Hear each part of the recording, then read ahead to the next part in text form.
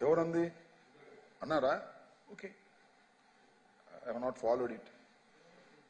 వంగవీటి మోహన రంగా గారిని చంపిన టీడీపీతో I don't know that is ఆయన ఒపీనియన్ కూడా అదే అయి ఉంటుందని నా ఉద్దేశం. బట్ ఇదే టాల్ లీడర్. మేము ఎప్పుడో ఫస్ట్ టైం ఎమ్మెల్యేస్గా ఉన్నాగానే మంత్రిగా ఉన్నాడు. అంతకుముందు తెలుగుదేశంలో రిజైన్ చేసి వంగవీటి మోహన్ రంగారావు గారు చనిపోక ముందు విజయవాడలో జరిగినటువంటి ఒక పెద్ద కాపు నాడుకి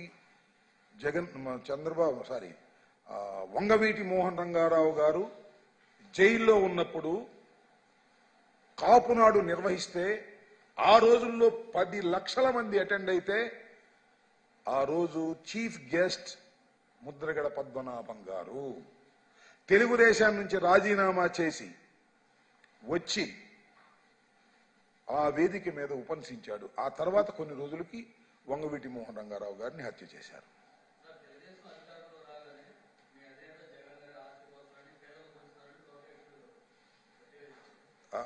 ఆ పిచ్చోడు మనం నమ్మకడయా, అధికారంలోకి వచ్చేది లేదు, సచ్చేది లేదు. ముందు ఆయన దగ్గర ఉండే పంచమను ఏం మాటలు, ఊరిని పిచ్చి మాటలు.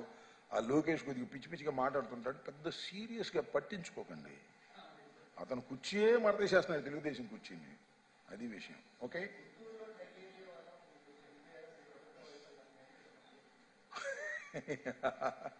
గుంటూరులో మరి నిజంగా డయేరియా వాళ్ళు చనిపోయారేమో, మరి నాకు సమాచారం లేదు. అది ప్రభుత్వ విఫలం, ప్రభుత్వం యొక్క అసమర్థత. ఇట్ ఈస్ అది జెన్యూనిటీనా? ఎవరు మాట్లాడారు? అది టీడీపీ వాళ్ళు, జనసేన. ఎవరు పేర్లు చెప్పు. నాదెళ్ల మనోహర్ మాట్లాడా? ఆయనకి అర్హత ఉందలే.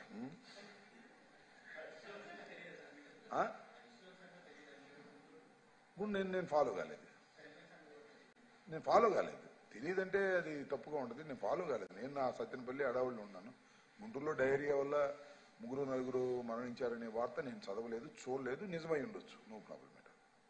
నాకు తెలియనంత మాత్రాన, నేను ఫాలో కానంత మాత్రాన అది నిజమై ఉంటుంది కదా.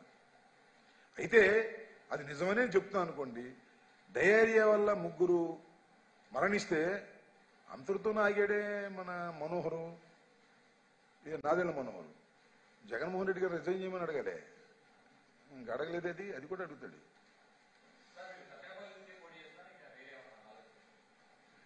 ఇలాంటి ప్రశ్నలు అభ్యర్థులు అడగటం కంటే అధినాయకులను అడిగితే మంచి సమాధానం వస్తుంది, కరెక్ట్ సమాధానం వస్తుంది.